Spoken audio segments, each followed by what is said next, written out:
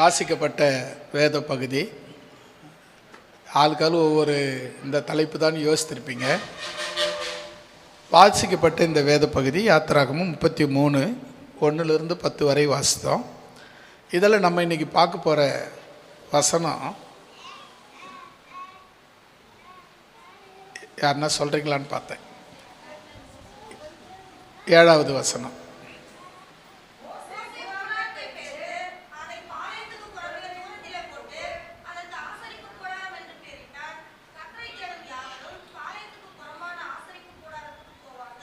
ஆமேன். ரல்லே சொல்லமா. ஒரு கூடாரம் ஆரம்பத்தில் சர்ச்செல்லாம் இப்படி கிடையாது, ஆலயங்கள்லாம் இப்படி கிடையாது. முதல் மோசே போட்ட கூடாரம் ஒரு சாதாரணமான கூடாரம் தான். அது தோலினால் செய்யப்பட்ட கூடாரம், முழுக்க தோலினால் சுற்றிலும் செவருக்கு பதிலாக தோள்கள் போடப்பட்டது, மேலே கூரையாக தோள்களே போடப்பட்டது. தோள்களினால் அந்த கூடாரம் அமைக்கப்பட்டது. அந்த கூடாரம் பார்த்திங்கன்னு சொன்னால் நம்ம எபிரேயர் புஸ்தகத்தில் வாசிக்கிறோம்ல 9ஆம் அதிகாரத்தில், அந்த கூடாரம் 2ஆக பிரிக்கப்பட்டுச்சு. முன்பகுதி ஒரு கூடாரம், பின்பகுதி. அந்த கூடாரத்தில் பின்பகுதி ஒரு கூடாரம்.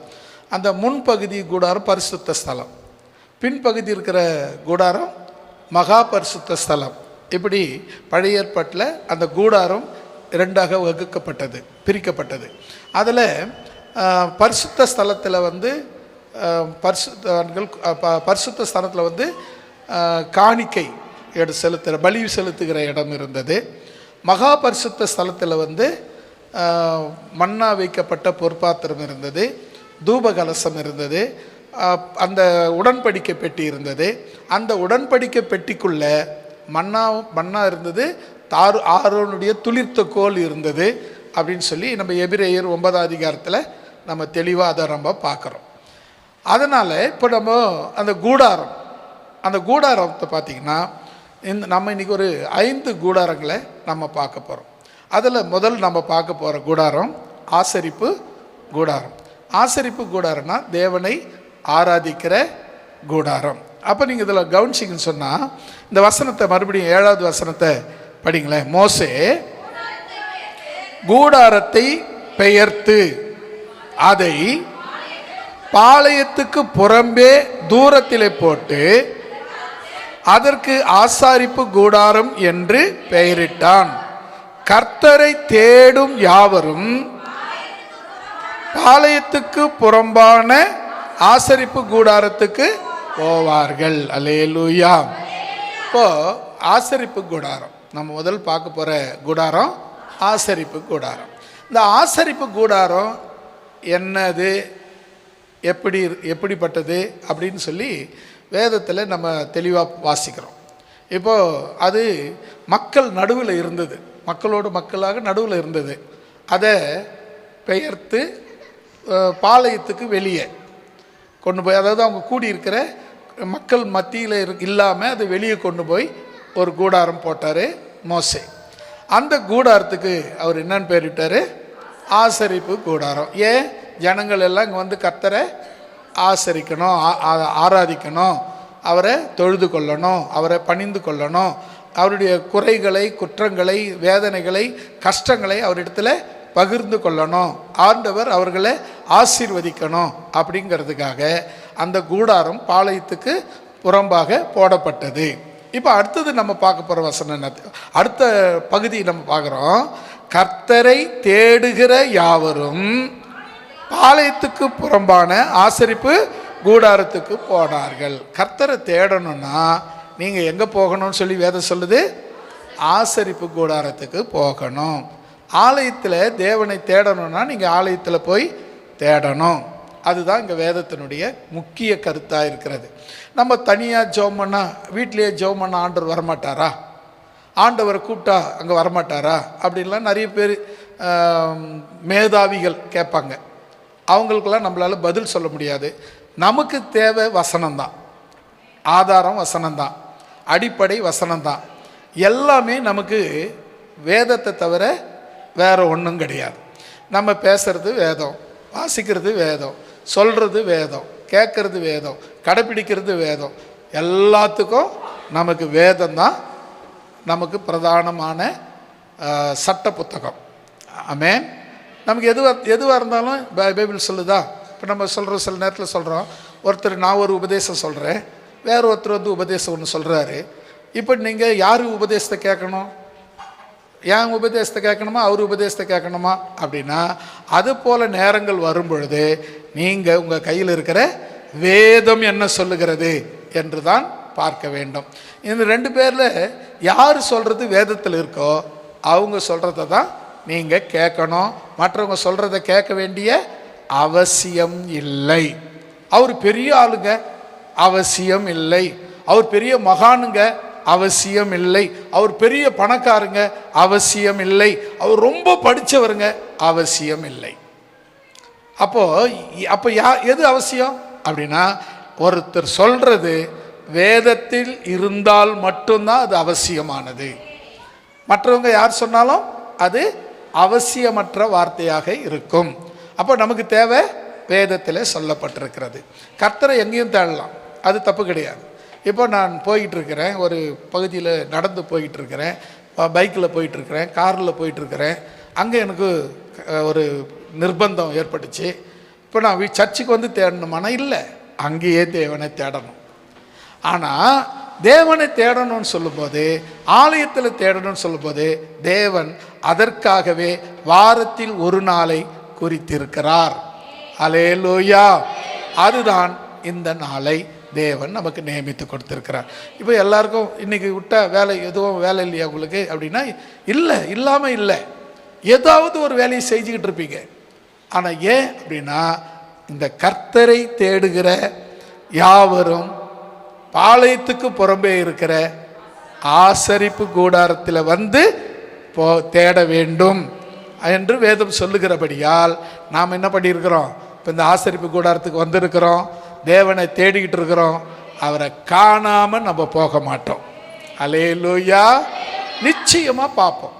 அப்போ தேடணுங்க. இப்போ தேடணும்னா எப்படி தேடணும் அப்படின்னா, ஒரு பொருள் காணாமல் போச்சுன்னா எப்படி தேடணும்?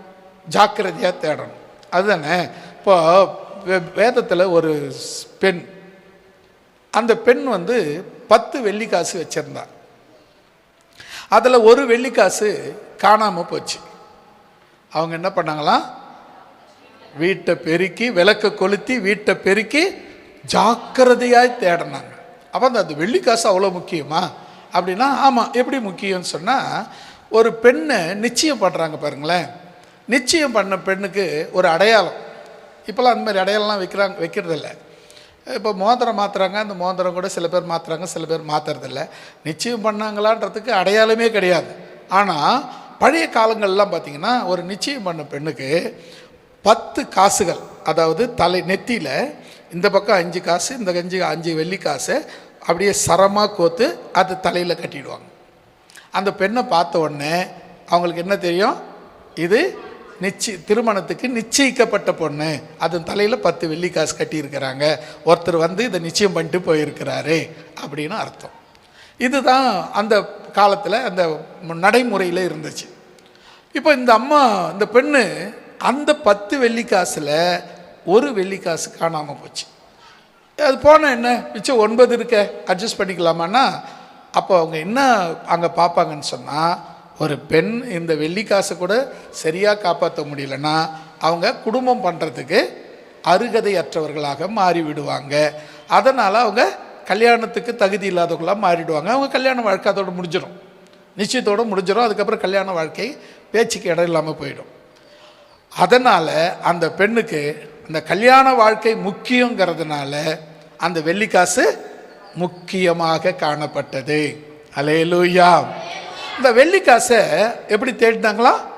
விளக்க கொளுத்தி வீட்டை பெருக்கி ஜாக்கிரதையாய் தேடினாங்க. இப்போ வீட்டை கொளுத்துறது, இது விளக்க கொளுத்துறதுங்கிறது என்னென்னா வெளிச்சத்தை உருவாக்குறது. ரெண்டாவது பெருக்கிறதுங்கிறது சுத்தம் பண்ணுறதை குறிக்கிறது. ஜாக்கிரதைனா நீங்கள் எப்போவும் எல்லாத்துலேயும் ஜாக்கிரதையாக இருக்க வேண்டும் என்பதை குறிக்கிறது. எச்சரிப்பாக இருக்கணும். இப்போ ஒரு வசனம் இருக்குது, பாம்பை போல வினா உள்ளவர்களாயும் புறாவை போல கபடமற்றவர்களாயும் இருங்கள். எப்போவுமே நீங்கள் ஒரு பாம்பை பார்த்தீங்கன்னு சொன்னால், பாம்பு பார்த்தீங்கன்னா நம்மளை பார்த்து நமக்கு எதிர்த்து நிற்காது. அது கூடுமானவரை தப்பிக்க தான் முயற்சி பண்ணும். நம்மளை ஒரு மனுஷனை பார்த்த உடனே எடுத்து வாடா சண்டை போடலாம் அப்படின்னு கூப்பிடாது. இப்படி திரும்பி பார்ப்போம், எந்த பக்கம் ஓடலான்னு அது வகை தேடும். நம்ம என்ன நினைப்போம், நம்மளை கூட எதிர்த்து நிற்குதுறான்னு சொல்லிட்டு நம்ம நினைப்போம். அது இல்லை, அது எதிர்த்து இப்படி சவுண்டு வேறு கொடுக்கும். பார்த்திங்கன்னா பயங்கரமாக இருக்கும். அந்த தம்மத்த பாம்புக்கு சவுண்டு பார்த்திங்கன்னா அப்படியே கொலையே நடுங்கிற மாதிரி சவுண்டு கொடுக்கும். அந்த சவுண்டு எதுக்கு? அது நம்மளை எதிர்க்கிறதுக்காகனா, நம்மளை பயமுறுத்தி தப்பிக்கிறதுக்காக. சரி, ஒரு பாம்பு என்ன பண்ணுச்சு, தப்பிச்சு ஓடுது, ஒரு வலைக்குள்ளே போதுச்சு. வலைக்குள்ளே போச்சுன்னு கை விட்டிங்கன்னா அது தலை தான் வெளியே இருக்கும், வால் உள்ளே போய்க்கின்னு இருக்கும். நீ கையை விட்ட உடனே வால் கிடைக்காது, தலை தான் டொப்புன்னு ஒரு கடி கடிக்கும். அப்போது அதுதான் பாம்பை போல் நீங்கள் வினா உள்ளவர்களா, ஜாக்கிரதையாக, எச்சரிக்கையாக, விழிப்பாக இருக்கணும். பாம்பு படம் எடுத்து அது கடிக்கிறதுக்கு இல்லை, கடிக்கிறதுக்கா தப்பிக்கிறதுக்கா அப்படின்னு பார்த்தா அதுதான் பாம்பை போல் நீங்கள் வினா உள்ளவர்களாக. எதுக்குடா படம் எடுத்துச்சு, தப்பிக்கிறதுக்கா கடிக்கிறதுக்கா அப்படின்னு ஒரு கேள்வி வருது இல்லை? அதுதான். அதே போல் நீங்கள் எதுக்கும் எல்லாத்துக்கும் ஆயத்தமாக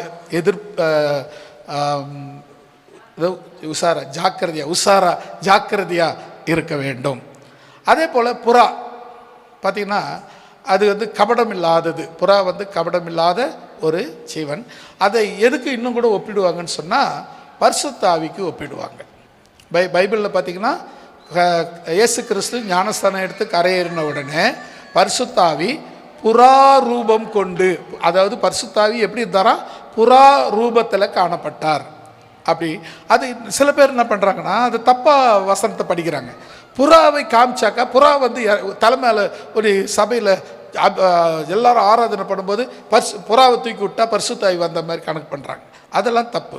பரிசுத்தாவி புறா ரூபம் கொண்டு, அந்த வசனத்தை தெளிவாக படிக்கணும். அவர் புறா ரூபம் போல இருந்தாராம் பார்க்கறதுக்கு.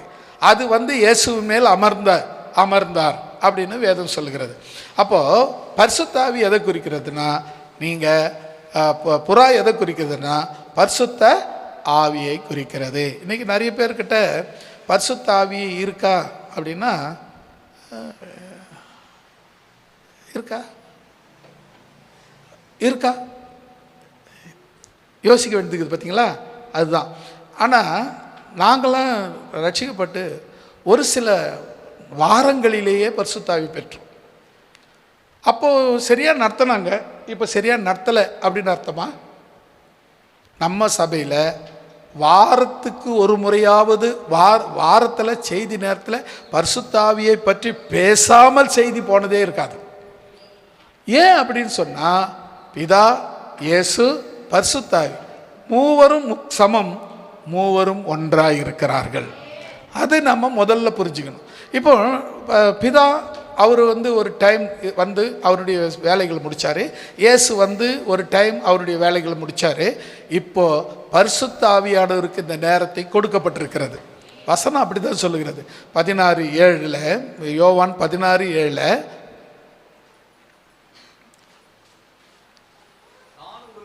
நான் உங்களுக்கு உண்மையை சொல்லுகிறேன், நான் போகிறது உங்களுக்கு நல்லது. நான் போகாவிட்டால் தேற்றரவாளன், பரிசுத்தாவியாகிய தேற்றரவாளன் உங்களிடத்தில் வரமாட்டார். நான் போனால்தான் பரிசுத்தாவியை உங்களிடத்திற்கு அனுப்பி வைப்பேன். அவர் பாவத்தை குறித்து, நீதியை குறித்து, நியாய தீர்ப்பை குறித்து இந்த உலகத்தை கண்டித்து உணர்த்துவார். அப்போது எதுக்கு பரிசுத்த ஆவியானவர்? இயேசு நம்மக்கிட்ட சொல்லிட்டு போயிருக்கிறாரு, நான் போய் பரிசுத்த ஆவியானவரை அனுப்பி வைக்கிறேன் அப்படின்னு சொன்னதுனால பரிசுத்த ஆவியானவர் அபிஷேகம் ஒவ்வொரு விசுவாசிக்கும் அவசியம். அல்லேலூயா. நீங்கள் கவனித்து பாருங்களேன், அபிஷேகத்தோடு அபிஷேகம் பெற்ற ஊழியக்காருக்கும் அபிஷேகம் பெறாத ஊழியக்காருக்கும், அபிஷேகம் பெறாத ஊழியக்காருக்காக இருக்காங்க. ஸ்தாபனங்களில் அபிஷேகம் பெறாத ஊழியக்காரருக்கு இருக்கிறாங்க. அவங்க என்ன கேட்பாங்க? படிச்சிருக்கிறியா, டிகிரி இருக்கா, பைபிள் காலேஜ் ஒரு 2 வருஷம் படி, 3 வருஷம் படி, 4 வருஷம் படி, எங்கள் பைபிள் காலேஜில் படி அப்படின்னு சொல்லி அவங்கள ஸ்தாபனத்தில் சேர்த்து அவங்களுக்கு ஒரு பேமெண்ட், சம்பளம் கொடுத்து அவங்கள சபையில் வச்சு நடத்துவாங்க. அவங்களும் ஊழியம் செய்வாங்க. ஆனால் அவங்களால ஒரு நிலைவரமான ஊழியத்தை செய்ய முடியாது. பரிசுத்தாவியை பெற்று எடுத்துக்கங்க. அது ஸ்தாபனத்துக்கு மட்டும் நான் சொல்லலை, தனியாக இண்டிபெண்ட் பாஸ்டர்ஸ் கூட பார்த்தீங்கன்னா எல்லாரும் பரிசுத்தாவி பெற்றாங்களான்னா பரிசுத்தாவி பெற்ற மாதிரி பாசாங்க போடுற நிறைய பேர் இருக்காங்க. நான் ஒன்று சொல்கிறேன், பரிசுத்தாவி பெறலைன்னா உங்களால் நிலச்சி ஊழியம் செய்ய முடியாது. அல்லேலூயா. ஊழியமாக இருந்தாலும் சரி, வாழ்க்கையாக இருந்தாலும் சரி, உங்களுக்கு கூட துணையாக வரணும்னா பரிசுத்தாவியானவர் மட்டும்தான். அல்லேலூயா. அது பக்தம் பண்ணல. பரிசுத்த ஆவியே பக்தர்கள் துணையாளரே,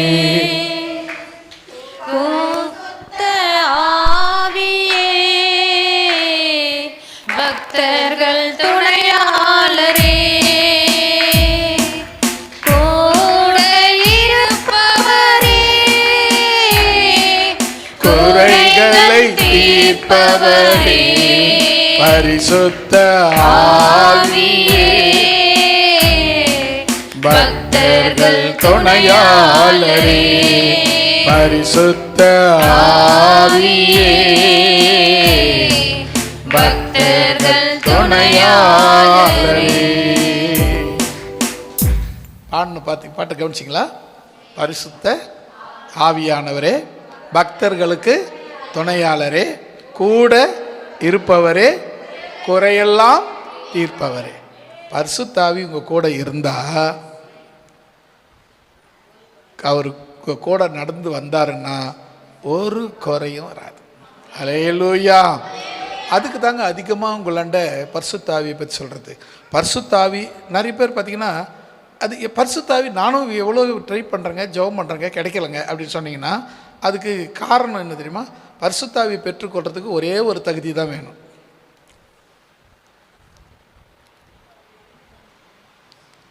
எதனா சத்தம் வருதான்னு பார்க்குறேன், எந்த பக்கமும் காணோம்.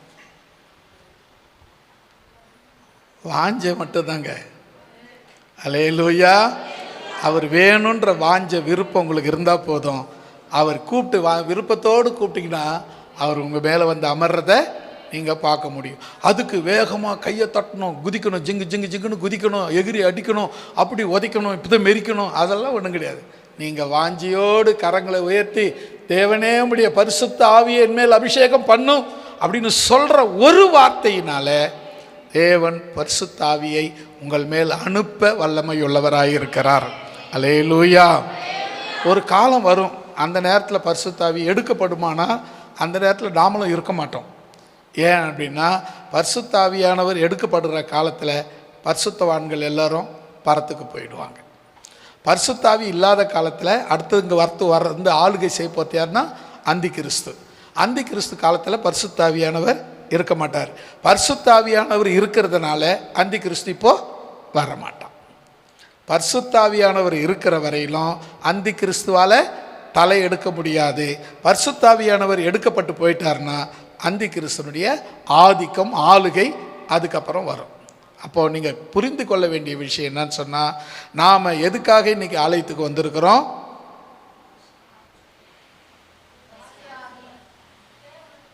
அவ்வளோதாங்க.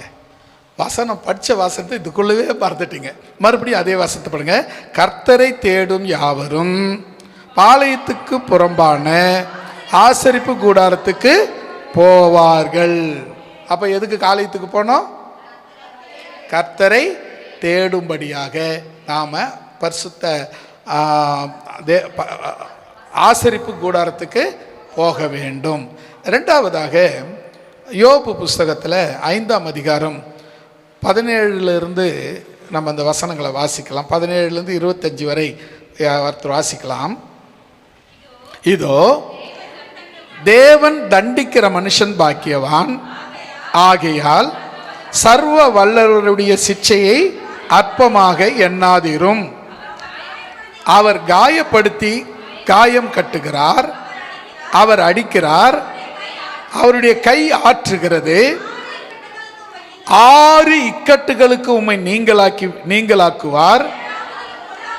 7ஆவதிலும் பொல்லாப்பு உன்னை தொடாது. பஞ்ச காலத்திலே அவர் உண்மை மரணத்துக்கும் யுத்தத்திலே பட்டயத்தின் வெட்டுக்கும் விலக்கி மீட்பார். நாவின் சவுக்குக்கும் மறைக்கப்படுவீர். பாழாக்குதல் வரும்போது பயப்படாமல் இருப்பீர். பாழாக்குதலையும் பஞ்சத்தையும் பார்த்து நகைப்பீர். காட்டு மிருகங்களுக்கும் பயப்படாதிருப்பீர். வெளியின் கல்லுகளோடும் உமக்கு உடன்படிக்கை இருக்கும். வெளியின் மிருகங்களும் உம்மோடு சமாதானமாய் இருக்கும். உம்முடைய கூடாரம் சமாதானத்தோடு இருக்க காண்பீர். உம்முடைய வாசஸ்தலத்தை விசாரிக்கும் பொழுது குறைவை காண மாட்டீர். உம்முடைய சந்தானம் பெருகி உம்முடைய சந்ததியார் பூமியின் பூண்டுகளைப் போல இருப்பார்கள் என்பதை அறிந்து கொள்வீர். ஒரு அல்லேலூயா சொல்லமா? 25 பேர்ல முடிச்சிட்டிங்களே. இப்போ பார்த்தீங்கன்னா இந்த வாசத்தில் பார்த்தீங்கன்னா 6 இக்கட்டு 7 இதெல்லாம் பார்த்தீங்கன்னா எவ்வளவு கர்த்தர் வசனம் நமக்கு சொல்லி வச்சிருக்கிறாரு. தேவன் நமக்கு ஏற்படுத்துகிற இது ஏன் நமக்கு ஏற்படுத்தணும் அப்படின்னு சொன்னால், தேவனுடைய கூடாரம் நமக்கு எவ்வளவு முக்கியம் என்பதை மாத்திரமல்ல, தேவன் நமக்கு கொடுத்த கூடாரமோ அவ்வளவு முக்கியம். இப்போ முதல்ல நம்ம பார்த்தோம் தேவனுடைய கூடாரத்தை பார்த்தோம். அடுத்தது தேவன் நமக்கு கொடுத்த கூடாரம், கூடாரம். இப்போ அந்த வீடு கூடாரத்தை பார்க்கல, இந்த வசனத்தை எல்லாம் சொல்லிட்டு 24வது வசனம் சொல்றாரு, உம்முடைய கூடாரம் சமாதானத்தோடு இருக்க காண்பீர். அல்லேலூயா. ஒரு வீடுனா அங்க என்ன இருக்கணும்? இல்லைன்னா அங்க ஏசப்பா இல்லை, அது வீடே இல்லை, அது வீடே இல்லை. அப்போ அது என்ன இடம்? வீடே இல்லைன்னும் போது அங்கே சண்டையே இப்போ பார்த்தாலும் சண்டை நடந்துக்கிட்டு இருக்குதுன்னு வச்சுங்களேன், அது யுத்த களம் இல்லைங்களா? இல்லை எங்கே பார்த்தாலும் வேடிக்கை ஒரு டமாஸ் நடக்குதுன்னு வச்சுங்க, அது டமாஸ் பண்ணுற இடம். வீடுங்கிறது எல்லா காரியங்களும் இணைந்தது தான் வீடு. சண்டை இருக்கும், சச்சரவு இருக்கும், சமாதானம் இருக்கும், எல்லாம் இருக்கும். எல்லாம் தேவனோடு கூட கடந்து போகும். ஆனால் வசனம் என்ன சொல்லுது பாருங்க, உம்முடைய வீடு, உம்முடைய கூடாரம் சமாதானத்தோடு இருக்க நீங்க பார்ப்பீங்கன்னு அர்த்தம். அல்லேலூயா. நம்ம வீடு நம்ம இருக்கும்போதே நம்ம வீட்டில் ஒரே கலவரம், ஒரே பிரச்சனை, ஒருத்தர் கடிச்சு படிச்சுக்கிறாங்க, ஒருத்தன் மாற்றி ஒருத்தன் சண்டை போட்டுக்கிறாங்க அப்படின்னு சொன்னால் சமாதானம் இல்லை. ஏன் சமாதானம் இல்லை? இயேசு அங்கே இல்லை. அதனால பார்த்தீங்கன்னா உம்முடைய கூடாரம் சமாதானத்தோடு இருக்க காண்பீர். அதுக்கப்புறம் அப்படியே விட்டுடாம உம்முடைய வாசஸ்தலத்தை விசாரிக்கும் போது, அல்லேலூயா, உங்க வாசஸ்தலத்தில் என்ன இருக்காது? குறையே இருக்காதுங்க. நீங்க பாருங்க, ஒரு குறையும் வராதா? நான் சொல்றேன், இயேசு இருந்தா வராது. அல்லேலூயா. இயேசு இருந்தா வரவே வராது. ஏன் அப்போ இயேசு ஏன் இல்லாத போறாரு அப்படின்னா, நம்முடைய அறியாமை தான் காரணம். நம்முடைய அந்த முதல்ல ஒரு வசனம் படிச்சோமே, வணங்கா கழுத்துள்ள ஜனங்கள் அப்படின்னு. அந்த வணங்கா கழுத்து தேவன இடத்துல பயபக்தியாக இருக்க வேணும், அதான் முக்கியம். நம்மக்கிட்ட அவர் எதிர்பார்க்கறது என்ன? வாப்பா நீ சர்ச்சுக்கு வரியா, உன் சொத்து எவ்வளோ இருக்குது, உன் பணம் பேங்க் பேலன்ஸ் என்ன இருக்குது, அதை பொத்த ஆண்டவர்கிட்ட கொடு. அப்படி கிடையாது. நீ எல்லாம் உனக்கு எவ்வளோ இருக்குது வச்சுக்கோ, இன்னமும் நான் உனக்கு தரேன்னு சொல்கிறது தான் ஆண்டவர். அல்லேலூயா. உனக்குரியது உனக்கு தான், நான் கொடுக்கறதும் உனக்கு தான், அதுதான் ஆண்டவர். அது நீங்கள் பார்த்தீங்கன்னு சொன்னால், இதை நாம் பெற்றுக்கொள்ளாதபடிக்கு நிறைய காரணங்கள் தடைப்படுது.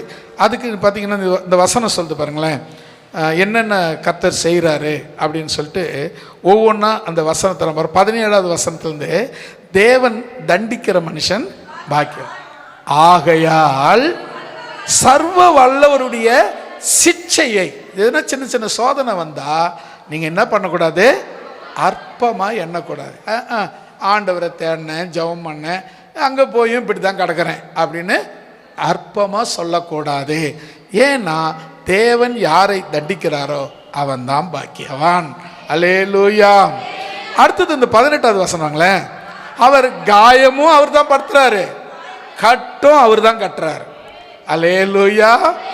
காயப்படுத்துறதும் அவர் தான், கட்டு கட்டுறதும் அவர் தான், அவருடைய கை அதை ஆற்றுகிறது. அல்லேலூயா. 19வது வசனம் பாருங்க, 6 இக்கட்டு. இந்த 6 இக்கட்டு இருக்கிறதுலே இந்த 6 விதமான இக்கட்டு. அடுத்தது 7வது பொல்லாப்பு. 7 நாளைக்கும் 7 பொல்லாப்பு. அதை தவிர என்னங்க வந்துடும். இன்னைக்கு இது, இன்னைக்கு இது, இன்னைக்கு இது, ஞாயிற்றுக்கிழமை ஆரம்பித்து சனிக்கிழமை வரலாம் ஒரே பிரச்சனைங்க. அதுக்கப்புறம் என்ன இருக்குது, மறுபடியும் ஞாயிற்றுக்கிழமை ஆரம்பிக்க போகுது. அப்போ பிரச்சனை முடிஞ்சிடுச்சு இல்லை. அப்போ என்னன்னு சொன்னால் 6 இக்கட்டுகளுக்கு உன்னை நீங்களாக்குவார், 7ஆவதிலும் பொல்லாப்பு உன்னை தொடாது. அல்லேலூயா. அடுத்து சொல்றாருப்பாங்களே, பஞ்சத்திலே அவர் மரணத்துக்கும் யுத்தத்திலே பட்டயத்தின் வெட்டுக்கும் விலக்கி மீட்பார். பஞ்சம் வந்துச்சு, பஞ்சத்தில் செத்தீங்கன்னு ஒரு பேர் வரவே வராது. நீங்கள் பஞ்சத்தில் செத்தீங்க, கர்த்தர் உங்களை ஆசீர்வதிக்கலை, வறுமையில் பஞ்சத்தில் கஷ்டத்தில் போய் செத்தீங்கன்னு ஒரு பேர் வராது. தேவன் உங்களை ஆசீர்வதிக்க வல்லவராய் இருக்கிறார். அல்லேலூயா. அடுத்தது பட்டயத்தின் வெட்டுக்கு, யுத்தத்தில் போய் சண்டைக்கு போய் வெட்டுப்பட்டு சாக மாட்டீங்க அப்படின்னு சொல்றாரு. அப்படின்னா உங்களுக்கு சண்டையை தேவன் அனுமதிக்க மாட்டார். அடுத்தது பாருங்க, 21வது வசனம், எதிரிங்க நம்ம வாயால் பேசுகிற, நாக்கால் திட்டுற எல்லா திட்டுகளுக்கும் சண்டைகளுக்கும் அவர் மறைக்கப்படுவோம். அடுத்தது பாழாக்குதல் வரும்போது பயப்படாமல் இருப்பீர்கள்.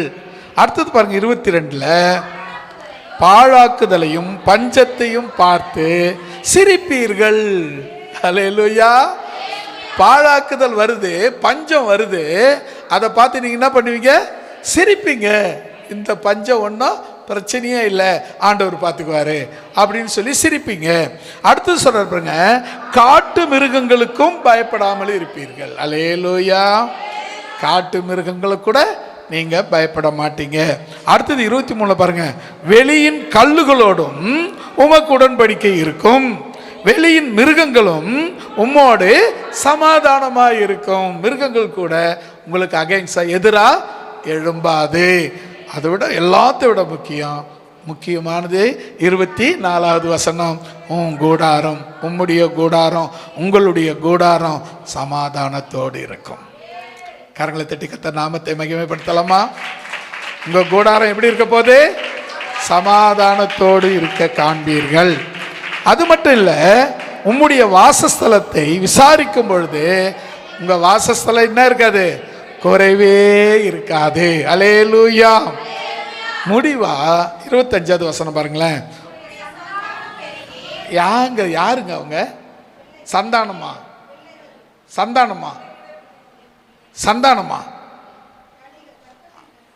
சந்தானம் தாங்க சொல்லப்பட்டிருக்கு. நீங்க இல்லை கேட்டீங்க, சந்தானம் தான். நீங்க அந்த சந்தானத்தை நினைச்சுக்காதீங்க. இந்த சந்தானம்னா நாம பிள்ளைங்க, நாம பிள்ளைங்களின் பிள்ளைங்க, அவங்க பிள்ளைங்களுடைய பிள்ளைங்க, இதுதான் சந்தானம். இந்த சந்தானம் பெருகி உம்முடைய சந்ததியார் பூமியின் பூண்டுகளை போல் இருப்பார்கள் என்பதை அறிந்து கொள்வீர். அல்லேலூயா. நீங்க ஃபர்ஸ்ட்ல நீங்க நமக்கு ஒரு கூடாரம் கொடுக்கப்பட்டிருக்கிறது. அந்த கூடாரம் கர்த்தரை தேடும்படியான கூடாரம், அது ஆசரிப்பு கூடாரம். ரெண்டாவது, நமக்கு ஒரு கூடாரம் கொடுக்கப்பட்டிருக்கிறது, அது நாம குடியிருப்பதற்கான கூடாரம். அந்த கூடாரம் சமாதானத்தோடு இருக்க காண்பீர்கள். அல்லேலூயா. நீங்க வாடகை வீட்டில் இருந்தாலும் சரி, சொந்த வீட்டில் இருந்தாலும் சரி, நீங்க இருக்கிறதெல்லாம் அது உங்க வீடு. ஆமென். அல்லேலூயா. அந்த வீட்டில் சமாதானம் இருந்து கொண்டே இருக்கும். அதை யாராலையும் கெடுக்கவோ தடுக்கவோ முடியாது. ரெண்டாவது, குறைவே இருக்காது. அல்லேலூயா. பாருங்க, வீட்டில் பார்த்துங்க, ஐயோ நாளைக்கு அரிசி இல்லை, அது இல்லை, இது இல்லை. நான் நிறைய சாட்சிகளை கேட்டிருக்கிறேன்.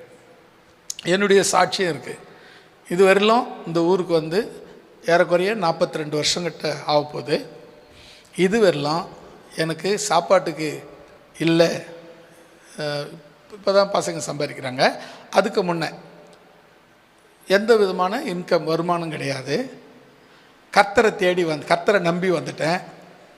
ஒரு நாள் கூட நாங்கள் பட்டினியாக சாப்பாடு இல்லை, அரிசி இல்லை, பக்கத்து வீட்டில் கடை வாங்கி போட்டு சாப்பிட்டதாக சரித்திரமே இல்லை.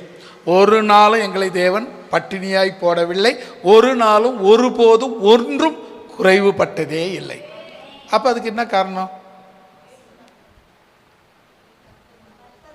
கூப்பிடு நீ பதில் கொடுப்பார், குறைகள் எல்லாம் நிறைவாக்குவார். கூப்பிடு நீ பதில் கொடுப்பார், குறைகள் எல்லாம் நிறைவாக்குவார். உண்மையாக தேடுவோரின் உள்ளத்தில் வந்திடுவார். உண்மையாக தேடுவோரின் உள்ளத்தில் வந்திடுவார். கொண்டாடுவோம் கொண்டாடுவோம், கவலைகள் மறந்தே எல்லாம் கைகளை தட்டி ஆமென். எஸ், கரங்களை தட்டி ஆமென் ஆமென். கவலைகள் மறந்தே நாம் பாடுவோம். இயேசு ராஜா வந்திருக்கிறார், எல்லோரும் கொண்டாடுவோம். கைதட்டி நாம் பாடுவோம். இயேசு ராஜா வந்திருக்கிறார், எல்லோரும் கொண்டாடுவோம். கைதட்டி நாம் பாடுவோம். அல்லேலூயா. குறைவு இல்லாத இருக்கணும்னா நீ கூப்பிடுறது இருக்கணும். அல்லேலூயா.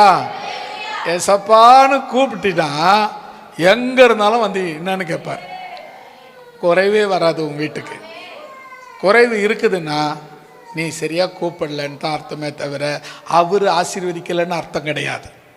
நீ கூப்பிட்டா போதும், குறைகள் எல்லாம் நிறைவாக்குவார். இந்த வசனம் அதான் சொல்லுது, உன் வீடு சமாதானமாக இருக்கும், உன் வீடு ஒரு குறைவும் இருக்காது அப்படின்னு சொன்னார். அதுக்கப்புறம் சொன்னார், உன் சந்தானம் பெருகி தூளை போல பெருகி இருப்பார்கள். அல்லேலூயா. மூன்றாவதாக யோபு 8ஆம் அதிகாரம் 22வது வசனம்.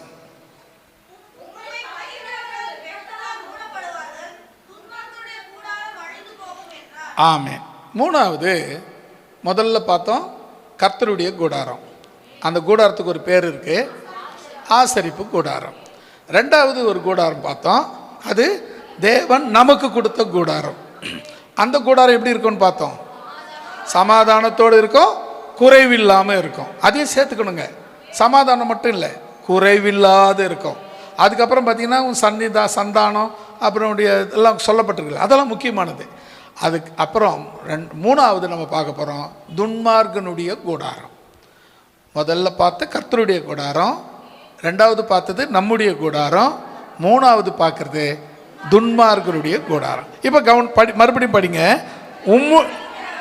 உம்மை பகைக்கிறவர்கள் வெட்கத்தால் மூடப்படுவார்கள், துன்மார்க்கனுடைய கூடாரம் அழிந்து போகும் என்றார்.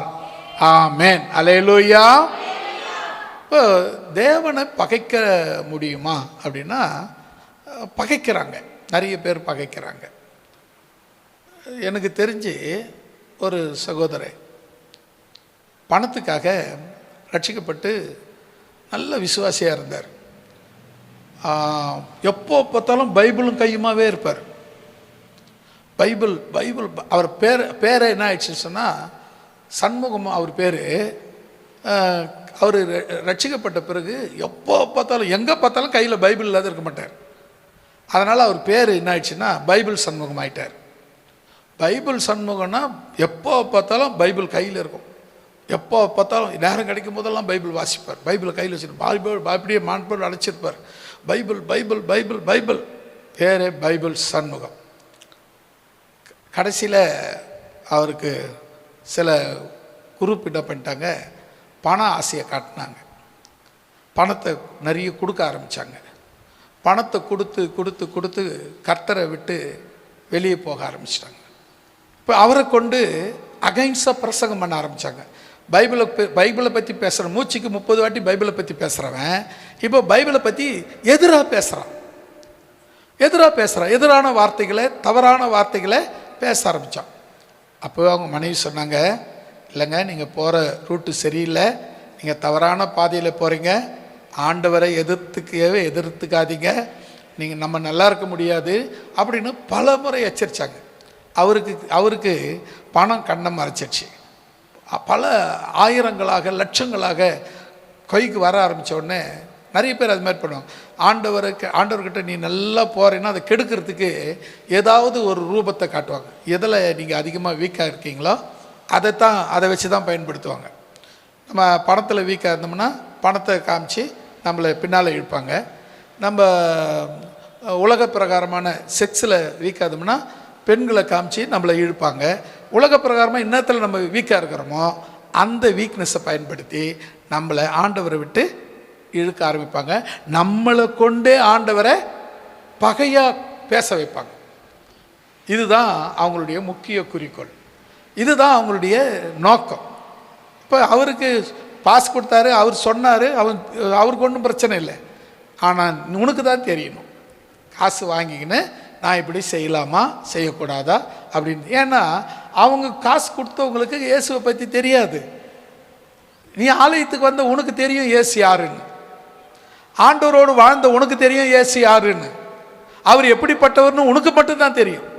அவன் காசு கொடுக்குறானுங்க, காசை பார்த்த உடனே இவர் என்ன ஆகிட்டார்னா இயேசுவை மறந்து பைபிள் சண்முகம் இப்போது இயேசுவை தூஷிக்கிற சண்முகமாக மாறிட்டார். அது கடைசியில் அவருடைய லைஃப் என்னாச்சு, மனைவி எவ்வளோ காலில் விழுந்து கேட்டாங்க, ஐயா வேணாங்க, ஐயா வேணாம் சாமி, உன்னை கும்பிட்றேன் சாமி, என்னென்னமோ சொல்லி கூப்பிட்டு பார்த்தாங்க. அவர் பண ஆசை அவரை கெடுத்துச்சு, ரொம்ப ஆழமாக போயிட்டார். ஒரு குண்டு வெடிப்பு நடந்துச்சு சென்னையில். அந்த குண்டு வெடிப்பில் அவர் மட்டும் செத்தார். அந்த அலுவலகத்தில் இருந்த ஒருத்தர் கூட சாவலை. அதில் குண்டு வச்சவனும் இவரும் மட்டும் செத்தாங்க. குண்டு வச்சான் பார்த்தீங்களா, அவனும் இந்த பைபிள் சண்முகம் மட்டும்தான் செத்தாங்க. அவங்க மனைவி அந்த இடத்துல அழுது, அந்த அழகு இருக்குது பார்த்தீங்களா, அதை லைஃப்பில் மறக்கவே முடியாது. அவங்க வந்து பார்த்துட்டு ஐயோ மாறு லட்சிக்கிட்டு சொல்கிறாங்க, ஐயோ நான் அப்போவே வேணாம் வேணான்னு சொன்னனே, நீ ஆண்டவரை தூஷித்து மறந்து தூரமாக போனியே, இப்போ உன் சரீரம் எது, அந்த வெடி வச்சானே அவன் சரீரம் எது, யாருக்கு நாங்கள் ஈமச்சடங்கு செய்வேன், எது என் புருஷன்னு கட்டி அழுவேன் அப்படின்னு சொல்லி அழுதாங்க பாருங்க. அது மனதை, அங்கே இருந்த மனதை உருக்கி பிசைந்து போட்டது. அருமையான தேவனுடைய பிள்ளைகளே, ஒன்றே ஒன்று சொல்லுகிறேன், தேவனை பகைக்கிற சிந்தனை வருமானா முனைமையிலே கிள்ளி போட்டுருங்க, வேரோடு பேர்த்து போட்டுங்க, வெட்டி போடாதீங்க, வேரோட பிடுங்கி போடுங்க. காரணம், தேவன் உனக்காக, உன்னுடைய தனிப்பட்ட வாழ்க்கைக்காக அவர் தன்னையே ஜீவனை கொடுத்தவர். அல்லேலூயா. உனக்காக மரித்தவர், உனக்காக தன் ஜீவனை கொடுத்தவர், உன்னுடைய நல் வாழ்க்கைக்காக தன் வாழ்க்கையை அர்ப்பணித்தவர். அப்படிப்பட்டவரை தயவு செய்து நீங்கள் பகைக்கிறவர்களாய் இருக்க வேண்டாம். அதை விட செத்து போகிறது பெஸ்ட். ஆண்டவரை பகைச்சு தான் வாழணும்னா சாவு ஒரு நாள் நிச்சயம், அது கொடூரமான சாவாக இருக்கும். இந்த பைபிள் சண்முகம் போல அவருடைய வாழ்க்கை கொடூரமாக இருக்கும். தயவு செய்து அப்படிப்பட்ட உங்கள் வாழ்க்கை வேண்டாம். சண்முகமாகவே இருந்திருக்கலாம். அவர் பைபிள் சண்முகமாக மாறின பிறகு கொடூரமான சாவை சந்தித்தார். ஏன் தெரியுமா? துன்மார்க்கனுடைய வீடு, துன்மார்க்கனுடைய கூடாரம் அழிந்து போகும். அல்லேலூயா. வசனம் சொல்றாங்க, உம்மை பகைக்கிறவர்கள் வெட்கத்தால் மூடப்படுவார்கள். அல்லேலூயா. உம்மை பகைக்கிற யாராயிருந்தாலும் சரி, அவர்கள் வெட்கம் அவர்களை மூடிக்கொள்ளும். அது மாத்திரமல்ல, துன்மார்க்கனுடைய கூடாரம் அழிந்து போகும். நம்முடைய கூடாரம் அழிந்து போகிற கூடாரமாய் இருக்கக்கூடாதுன்னா நீங்க துன்மார்க்க சிந்தை ஆரம்பத்திலேயே கிள்ளி போட்டுருங்க. ஆரம்பத்திலேயே பிடுங்கி போட்டுருங்க. கிள்ளி போட்டால் கூட மறுபடியும் துளுத்துறோம், வெட்டி போட்டால் மறுபடியும் துளுத்துறோம். பிடுங்கி போட்டுருங்க. அது வேறு கூட நம்மகிட்ட இருக்கக்கூடாது. தேவனுக்கு விரோதமான எந்த ஒரு செயலும் எந்த ஒரு சிந்தையும் நமக்குள் இருக்கவே கூடாது. ஏன்னா தேவனோடு ஐக்கியமாக இருக்கிறவங்களுக்கு, நம்ம யோபு புஸ்தகத்தில் படித்தோம்ல முன்ன, அதாவது ஃபஸ்ட்டில் படித்தோம்ல 5ஆம் அதிகாரத்தில், அதில் பாருங்கள் அவர் என்னென்ன ஆசீர்வாதங்களை நன்மைகளை கொடுக்குறாரு. அதே நேரத்தில் அதே 8ஆவது அதிகாரத்துக்கு வரும்போது பகைக்கிறவர்கள் வெட்கத்தால் மூடப்படுவார்கள், துன்மார்க்கனுடைய கூடாரம் அழிந்தே போய்விடும். அல்லேலூயா, அல்லேலூயா. ஒரு பாட்டை பாடிடலாமா? உன்னதமானவரின் உயர் மறைவில் இருக்கிறவர், சர்வ வல்லவரின் நிழலில் தங்குவான், இது பரமசிலாக்கியமே. சர்வ வல்லவரின் நிழலில் தங்குவான், இது பரமசிலாக்கியமே. அவர் செட்டையின் கீழ் அடைக்கலம் புகவே, தம் சிறகுகளால் மூடுவார். அவர் செட்டையின் கீழ் அடைக்கலம் புகவே, தம் சிறகுகளால் மூடுவார். செட்டையின் கீழ் அடைக்கலம் புகவே, தம் சிறகுகளால் மூடுவார்.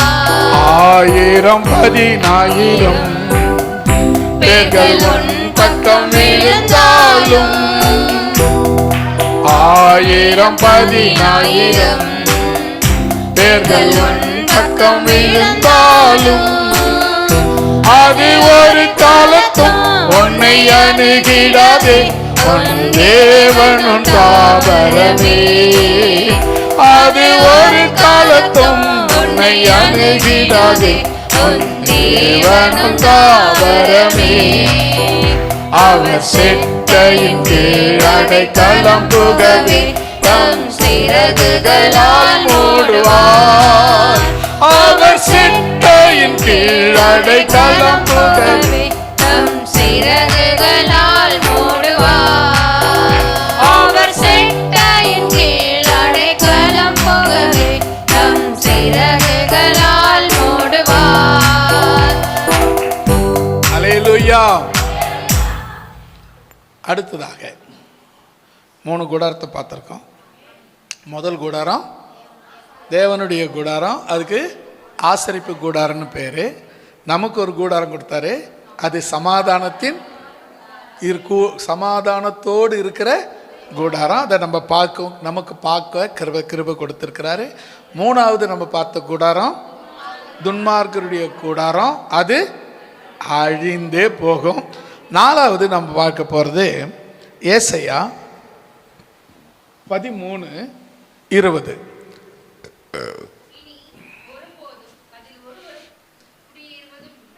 இனி ஒருபோதும் அதில் ஒருவரும் குடியேறுவதும் இல்லை, தலைமுறை தோறும் அதில் ஒருவரும் தங்கி தரிப்பதும் இல்லை. அங்கே அரபியன் கூடாரம் போடுவதும் இல்லை, அங்கள் மேய்ப்பர் மந்தையை மறிப்பதும் இல்லை. அதாவது மந்தையை மடக்கிறது இல்லை. ஒரு ஆடு மேய்ச்சி ஒரு இடத்துல எல்லாம் ஒன்றா கூட்டுவாங்களே, அதை போல் அந்த இடத்துல கூட்டுறது கிடையாது. இப்போ 3வது 4வது பார்க்குற கூடாரம் அரபியன். அது நாங்கள் அரபியன் கூடாரம் எனக்கு ரொம்ப இதுவாக இருந்துச்சு. அரபியன் கூடாரம்னு பைபிளில் தேடி பார்த்தேன், அர்த்தமே கிடைக்கல. அப்புறம் நெட்டில் போய் பார்த்தேன், அரபியன் கூடாரம்னா என்ன அப்படின்னு கேட்டேன். அது சொல்கிறாங்க, அரபியன் கூடாரம் என்பது பாரம்பரியமாக ஒரு ஜனக்கூட்ட மக்கள் பயன்படுத்தின பாலைவனத்தில் சூழலுக்கேற்ற போடுகிற கூடாரம். பாலைவனத்தில் அவங்க சூழ்நிலைக்கு ஏற்ற மாதிரி போடுகிற கூடாரத்துக்கு பேர் அரபியன் கூடாரம் என்று பேர். ஏன் தெரியுமா? அங்கே அது வசனத்தில் பாருங்கள், அங்கே என்ன சொல்கிறாரு பாருங்கள். அங்கே ஒருபோதும் ஒருவரும் குடியேறுவதும் இல்லை, தலைமுறை தோறும் அதில் ஒருவரும் தங்கி தரிப்பதும் இல்லை, அங்கே அரபியன் கூடாரம் போடுகிறதும் இல்லை, அங்கே மேய்ப்பர்கள் மந்தையை மறிக்கிறதும் இல்லை, மடக்குகிறதும் இல்லை. அப்படிப்பட்ட இடத்துல அரபியன்ங்கிறவங்க அது ஒரு ஜனக்கூட்டம், பாரம்பரியமான ஒரு ஜனக்கூட்டம். அவங்க கூடாரம் போடுறது, கூடாரங்களை ஒரு இடத்துக்கு ஏற்ற மாதிரி நல்லா அழகாக கூடாரம் போடுறவங்க, நல்ல கூடாரங்களை போட்டு வாடகை விடுறது, விற்கிறது, அது மாதிரி தொழில் செய்கிற மக்கள், அவங்க தான் அரபியன். அந்த அரபியன் கூடாரமே அந்த இடத்துல போடுறதில்லை. அவங்க அரபியன் அது இப்போ யாரெல்லாம் பார்த்திங்கன்னா வீடு கட்டி வாடகை வர்றது, மண்டபங்கள் கட்டி வாடகை வர்றது, இது மாதிரிலாம் செய்கிறவங்களாம் அவங்களாம் அரபியன் கூடாரம் போடுறவங்க. அவங்க அரபியனா இல்லை, அவங்க அந்த தொழிலுக்கு போயிடுறாங்க பார்த்தீங்களா, அவங்கள தான் அரபியன் அப்படின்னு சொல்லப்பட்டிருக்கிறது. அதுதான் சொன்னோம்னா அரபியன் கூடாரம் என்பது பாரம்பரியமாக ஒரு ஜனக்கூட்ட மக்கள் பயன்படுத்தின பாலைவன சூழலுக்கேற்ற, அதாவது இடத்துக்கு ஏற்ற மாதிரி கூடாரம் போடுகிற கூட்டம். அல்லேலூயா. அவங்க பேர் தான் அரபியன் கூடாரம். அந்த இடத்துல அவங்க போடுற அந்த கூடாரம், அவங்க கூடாரம் போட்டாங்கன்னாவே அது ரொம்ப அழகாக ரொம்ப நல்லா போடக்கூடியவங்க, மற்றவங்க பார்த்து பிரமிக்க அளவுக்கு ஆச்சரியப்படுற அளவுக்கு அந்த கூடாரம் இருக்கும். ஒரு இடத்துல இப்போ ஒரு மண்டபம் இருக்குதுன்னு பார்த்திங்களேன், ஒரு ரொம்ப மொக்கையாக இருக்குதுன்னா அந்த இடத்துல போய் வாடகை எடுப்பீங்களாடா? எடுக்க மாட்டீங்க. கல்யாணம் என் பிள்ளைக்கு என் பொண்ணுங்க அங்கே கல்யாணம் ஐயா இதுலையா போய் பண்ணுறீங்க, இந்த இடத்துல ஒரு மண்டபங்குது அங்கே பண்ணுங்க அப்படின்னு நம்ம சொல்கிறோம் இல்லை? அதை போல் கூடாரம் போடுற ஆட்கள் தான் இந்த அரபியன் கூடாரம். அல்லேலூயா. இப்போ அரபியன் கூடாரம் உங்களுக்கு தெரிஞ்சிச்சு. 4வது ஓகேவா? அரபியன் கூடாரம் ஓகே தானே? 5வது எபிரேயர் 9ஆம் அதிகாரம் 3வது 2-3 வசனங்களை நாம் வாசிக்கலாம்.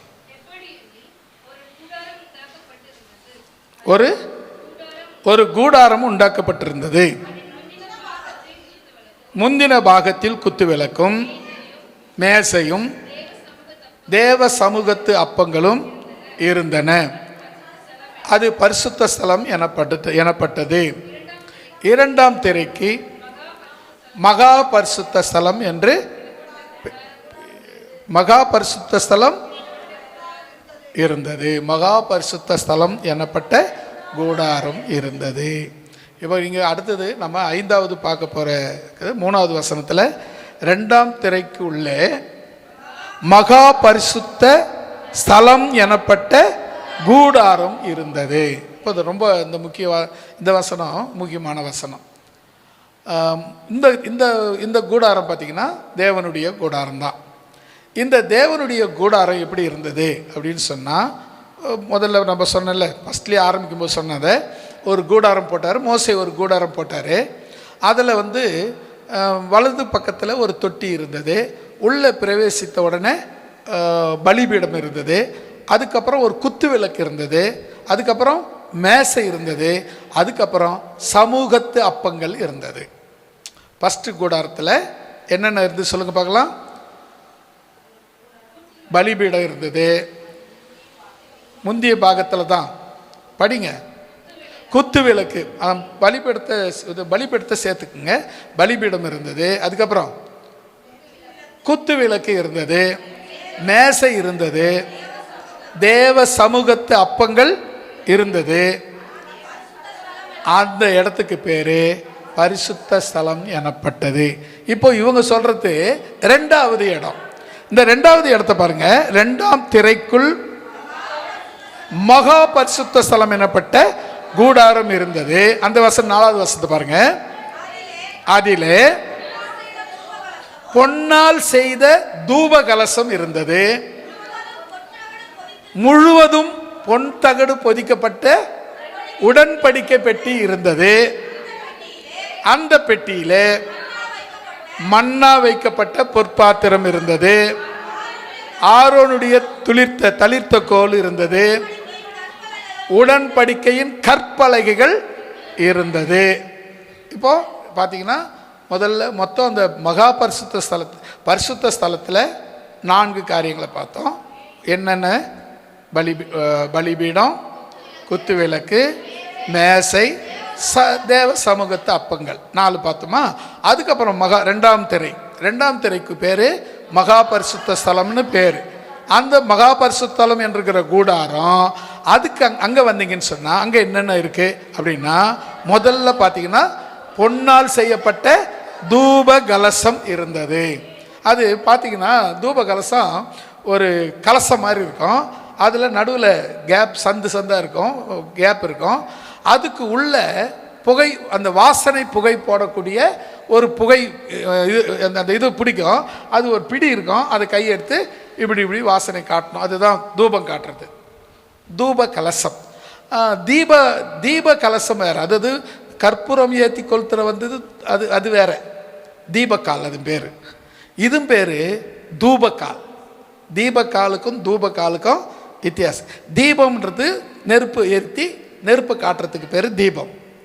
இது பேர் தூபம்.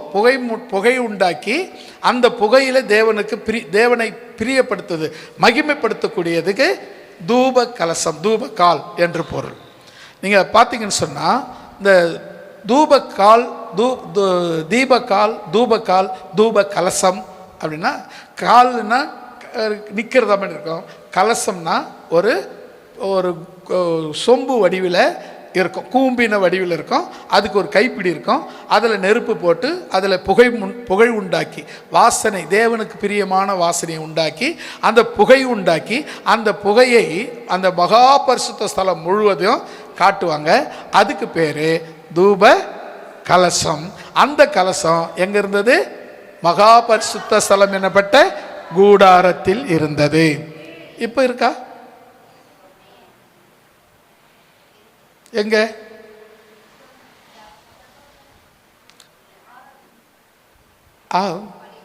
ஓ ஐ சொல்றது தைரியமா சொல்லணும்ல. அதாவது என்னன்னா, வெளிப்படுத்தின விசேஷத்தில் ஒரு வசனம் இருக்கு, பரிசுத்தவான்களுடைய தூப வர்க்கம் நிறைந்த தூப வர்க்கம் நிறைந்தது அப்படின்னு சொல்லி ஒரு வசனம் இருக்கு. அது வெள்ளிக்கிழமை வாஸ்தவம். நான் ஏன்னா நேற்று படிக்கிற வசனம் இன்றைக்கி ஞாபகம் வச்சுக்க மாட்டேன். ஏன்னா இன்றைக்கி படிக்கிற வசனத்தை இன்றைக்கி ஃப்ரெஷ்ஷாக படிச்சுட்டு வருவேன். அதனால் நேற்று சொன்னதெல்லாம் நேற்றுன்னு சொன்னதுக்குள்ளே மறந்துட்டேன்னா, இல்லை இன்றைக்கி நான் சொல்ல வேண்டிய வசனத்தை மட்டும்தான் ஞாபகம் வச்சுக்குவேன். அப்புறம் இல்லைன்னா எல்லாம் ஒன்றா குழம்பி மண்டை ஒரு மாதிரி ஆகிடும். அதனால் தெளிவாக அப்போ அந்த பரிசுத்தவான்களுடைய ஜபத்துக்கு பேர் தூபம், தூப கலசம், தூப வர்க்கம் பேர். இந்த ஜபம் இப்போ இன்றைக்கி இருக்கா? சபையில் இருக்கு. அப்படின்னா தூப கலசம் இருக்கா? இருக்கு. ரெண்டாவது என்ன இருந்துச்சு? அந்த முழுவதும் பொன்னால் செய்யப்பட்ட தகடால் மூடி இருக்கிற ஒரு உடன்படிக்கை பெட்டி இருந்தது. உடன்படிக்கை இருக்கா? தேவனோடு உடன்படிக்கை பண்ணியிருக்கிறீங்களா? என்ன உடன்படிக்கை பண்ணியிருக்கிறீங்க? நீங்கள் எனக்காக ஜீவனை கொடுத்ததுனால இனி நான் வாழப்போகிற வாழ்க்கை உங்களுக்காக. அல்லேலூயா. அது மாதிரி நீங்கள் உடன்படிக்கை இங்கே இருக்கிற எல்லாரும் அப்படி தான் செய்திருப்பீங்க. அதுதான் உடன்படிக்கை. இந்த உடன்படிக்கையை முக்கியமாக கவனிங்க. இந்த உடன்படிக்கை, இந்த வருகிற கிறிஸ்மஸில் உடன்படிக்கை உண்டு, ஞானஸ்தான ஆராதனை உண்டு. சொல்லணும்னு நினச்சா அதை மறந்துட்டேன். ஞானஸ்தான ஆராதனை உண்டு. ஞானஸ்தானம் எடுக்க விரும்புகிறவர்கள் முன்கூட்டியே நீங்கள் சொல்லும்படி உங்களை கேட்டுக்கொள்கிறோம். இந்த உடன்படிக்கை பெட்டி இருக்கே, இது நமக்கும் தேவனுக்கும் ஏற்படுகிற உடன்படிக்கை. அதுக்கு அடையாளமாக அந்த பெட்டி இருக்கிறது. அது முழுதும் பொன்னால் மூடப்பட்டு இருக்கிறது. சரி, அதுக்குள்ள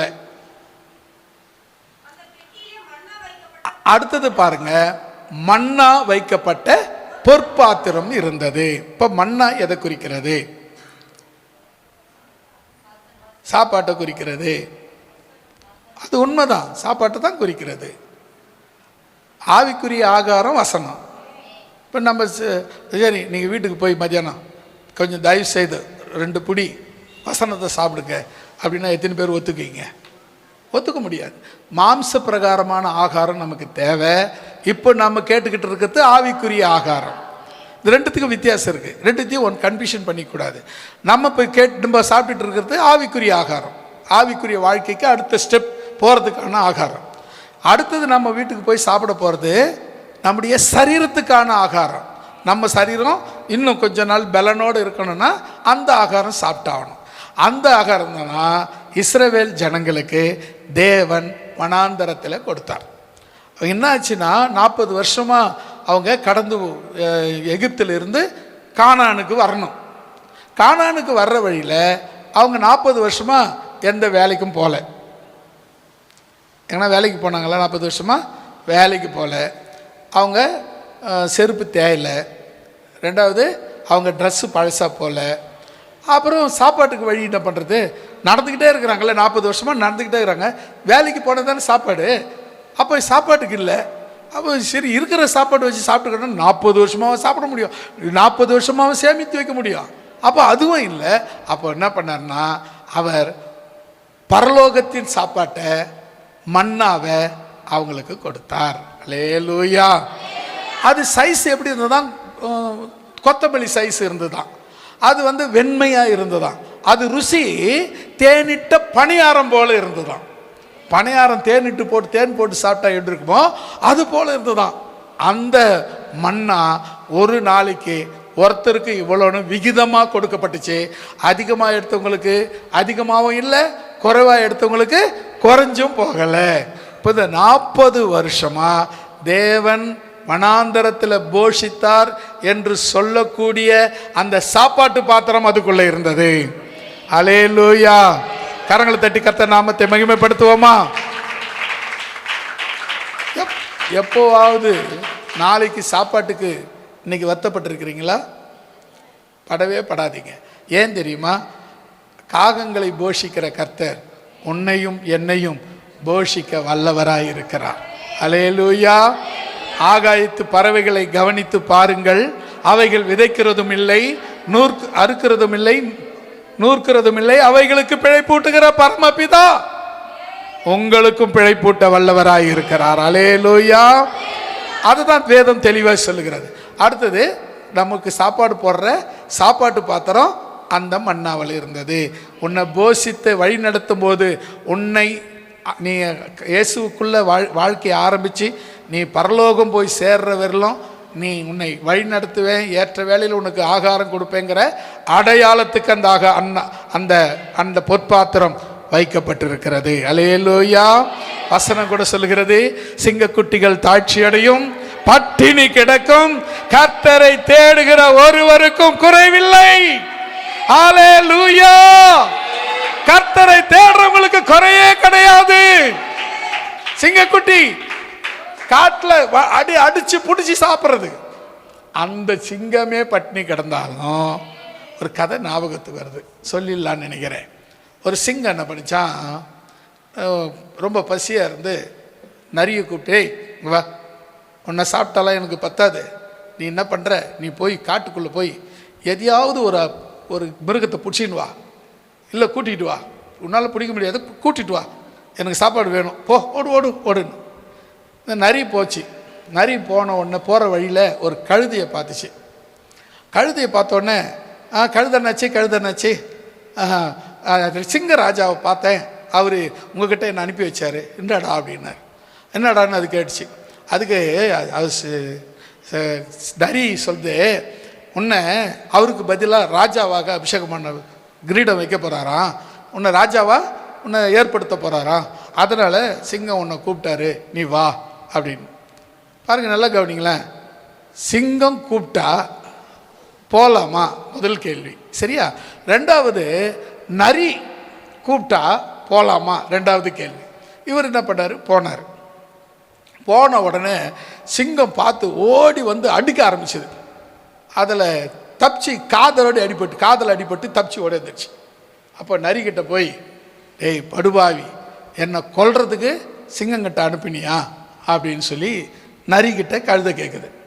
கழுதை நரி என்ன சொல்லுது, நீ தப்பு பண்ணிட்ட, உன் தலையில் இருக்கிற காது கிரீடம் வைக்கிறதுக்கு தடையாக இருக்குன்னு அவர் காதை எடுக்கிறதுக்கு பார்த்துருப்பாரு.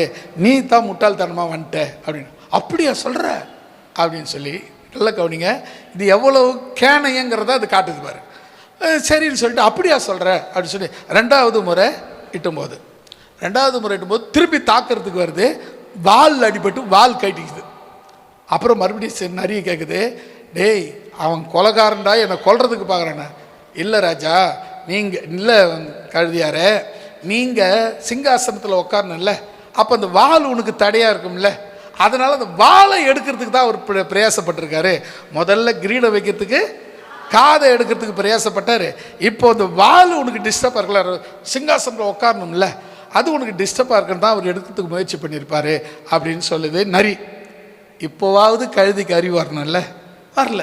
திருப்பி என்ன பண்ணிச்சு, திருப்பி வான்னு சொல்லிச்சு போய் அடித்து கொன்னுட்ட உடனே நான் நரி கிட்ட சொல்கிறேன், நீ போய் அதில் அந்த முக்கியமானது ஆட்டு மூளை அதை இதெல்லாம் முக்கியமானதெல்லாம் இருக்குதுல்ல, அதை வரல எனக்கு கொடுத்துட்டு எடுத்தாந்து கொடு அப்படின்ச்சு. இது நரி போச்சு, தோலை உரிச்சுது, மூளையை சாப்பிட்டுச்சு. மூளை கேட்டுச்சு, அது சிங்கம் மூளை கேட்டுச்சுல்ல, மூளை சிங்கத்தை கேட்டுச்சுன்னா அதை உடனே படிச்சு இது சாப்பிட்டுட்டு மிச்சம் அந்த ஆட்டு அதுக்கு இதெல்லாம் கொண்டாந்து கொடுத்துச்சு. ஏய் என்னடா மூளை அப்படின்ச்சு. ராஜா அதுக்கு மூளையே இல்லை ராஜா அப்படின்னு.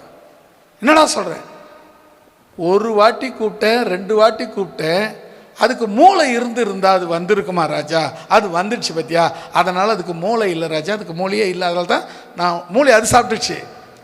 சிங்கத்துக்கிட்ட இப்படி சொல்லுது. இன்றைக்கி நிறைய பேர் அப்படித்தான் வாழ்ந்துட்டு இருக்காங்க. ஒரு இடத்துல ஒரு முறை ஏமாந்தோம்னா திரும்ப ஜென்மமே அழிந்தாலும் அந்த பக்கம் போகக்கூடாது. ஒரு முறை ஏமாந்தோம், திரும்ப அதே தப்பு பண்ணுறது. ஒரு முறை அடிபட்டோம், திரும்ப அதே தவறை பண்ணுறது. ஒரு முறை தப்புன்னு தெரியுது, திரும்ப அதே தப்பு திரும்ப செய்கிறது. கடைசியில் என்ன தெரியுமா, கழுதியை போல் அனாதியாக அடிபட்டு சாகணும். அதனால் இதனுடைய முக்கிய கருத்து என்னன்னு சொன்னால், கழுதை ஆசைப்பட்டு ராஜாவாகிறதுக்கு ஆசைப்பட்டு தான் உயிரை கொடுத்துச்சு. நரி ஏமாத்திச்சு, ஏமாத்தினவங்களாலும் பிரச்சனை இல்லை. சிங்கம் அடிச்சுது, சிங்கத்தாலேயும் பிரச்சனை இல்லை. ஏமாந்து போன கழுதியால் தான் பிரச்சனை. ஏன்னா நாம் எந்த காலத்திலும் எதுக்கும் யாருக்கும் ஏமாறுறவங்களா இருக்கக்கூடாது. அல்லேலூயா. நீங்கள் ஏமாந்தீங்கன்னு சொன்னால் அது அவங்க எதிராளி தப்பு கிடையாது, ஏமாத்துறவங்க தப்பு கிடையாது. ஏமாந்து போகிற நம்ம மேலே தான் தப்பு. அப்போது எந்த காலத்திலும் நம்ம ஏமாறக்கூடாது. சரி, நம்ம அந்த இடத்துக்கு போயிடலாம். முதல்ல ஒரு மன்னா அது உடன்படிக்கை பெட்டி இருந்தது. உடன்படிக்கை மீன்ஸ் தேவன் நமக்கு கொடுக்குற ஞானஸ்தானம், பரிசுத்தாவி. நீங்கள் அவரை விரும்பி ஞானஸ்தானம் எடுத்ததுனால அவர் விரும்பி உங்களுக்கு பரிசுத்தாவி கொடுக்குறார். இது உடன்படிக்கை. இந்த உடன்படிக்கைக்கு உள்ளே போனீங்கன்னா உங்களை கடைசி காலம் வரை உங்களை காப்பாற்றுவேன், போஷிப்பேன் என்பதற்காக தேவன் அங்கே மன்னா பாத்திரத்தை வைத்திருக்கிறார். ரெண்டாவது இன்னொரு இருக்கு, ஆரோனுடைய துளிர்த்தக்கோல். எதுக்கு அப்படின்னா, தேவன் உங்களை தெரிந்து கொண்டார் என்பதற்கு அடையாளம் இந்த ஆரோனுடைய துளிர்த்தக்கோல். நிறைய அங்கே இஸ்ரவேலில் நிறைய பிரச்சனை வந்துச்சு. 12 கோத்திரம் இல்லை, அவங்களுக்குள்ள நிறைய பிரச்சனை வந்துச்சு.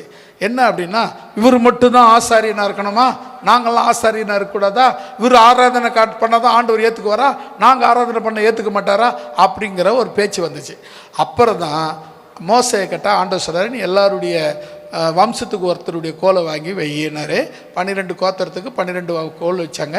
அதில் தேவன் தெரிந்து கொண்டவனுடைய கோல் துளிர்த்து பூ பூத்து வாதுமை காய்த்து இருந்தது. அதனால் அதுக்கு என்ன அடையாளம், தேவனால் தெரிந்து கொள்ளப்பட்டவர்கள் என்பது அடையாளமாக இருக்கிறது. இதுக்கு அடையாளம், இதுக்கு பாருங்கள், முதல்ல தூபவலசம், அது ஜபத்துக்கு அடையாளம். உடன்படிக்கை ஞானஸ்தானம் பரிசுத்தாவிக்கு அடையாளம். துளிர்த்துக்கோள் மன்னா உனக்கு கடைசி வரையில் சாப்பாடு போடுவேன்றதுக்கு அடையாளம். துளிர்த்துக்கோள் உன்னை தெரிந்து கொண்டதுக்கு அடையாளம். உடன்படிக்கை பெட்டி இதன்படித்தான் நீ வாழணுங்கிறதுக்கான ஒரு கட்டளை. இது 5வதாக அதில் வைக்கப்பட்டிருக்கிறது. 10 கட்டளை அடங்கிய கற்பலகை. அல்லேலூயா. இதுதான் என்ன கூடாரங்க? இது மகா பரிசுத்த ஸ்தலம் எனப்பட்ட கூடாரம். 5வதாக மகா பரிசுத்த ஸ்தலம் எனப்பட்ட கூடாரத்தை நாம் இன்றைக்கு பார்த்தோம். 5 கூடாரங்களை நான் உங்களுக்கு சொன்னேன். 1 ஆசரிப்பு கூடாரம், 2வது உன்னுக்கு கொடுக்கப்பட்ட கூடாரம் சமாதானத்து கூடாரம், 3வது துன்மார்க்கனுக்கு கொடுத்த கூடாரம் அழிந்து போகிற கூடாரம், 4வது என்னங்க புரியல, அரபியன் கூடாரம், 5வது மகா பரிசுத்த ஸ்தலம் எனப்பட்ட கூடாரம். அதுக்கு தான் நிறைவாக பார்த்தீங்கன்னா அதுக்கு அடையாளம் என்னன்னு சொன்னால், பரிசுத்த ஸ்தலத்தில் பலிபீடம் மீன்ஸ் காணிக்கை, 2வது குத்துவிளக்கு. இன்னத்துக்குள்ளே மறந்துடுங்க. குத்துவிளக்கு எதுக்கு அடையாளம்? பரிசுத்தாவிக்கு அடையாளம். அடுத்தது மேசை எதுக்கு அடையாளம்? நாம் கொண்டு வருகிற காணிக்கையை படைப்பதற்கு அடையாளம். தேவ சமூகத்தப்போ தேவனுக்கு படைக்கப்பட போகிற அப்பம், அதுக்கு அடையாளம். மகா பரிசுத்த ஸ்தலத்துக்குள்ள தூப கலசம் ஜபம் அடையாளம், உடன்படிக்கை ஞானஸ்தானம் பரிசுத்தவைக்கு அடையாளம், மன்னா உன்னை கடைசி வரலை போஷிப்பேன் என்பதற்கு அடையாளம், ஆரோனின் தளிர்த்தோல் உன்னை தெரிந்து கொண்டதற்கான அடையாளம், உடன்படிக்கை கற்பலகை உனக்கு கடைபிடிக்க வேண்டிய அடையாளம். கர்த்தர் இந்த நாளை நமக்கு ஆசீர்வாதமாய் கொடுத்த வார்த்தைகளுக்காக நன்றி. அப்படியே ஜெபத்துக்குள்ளே வரலாம்.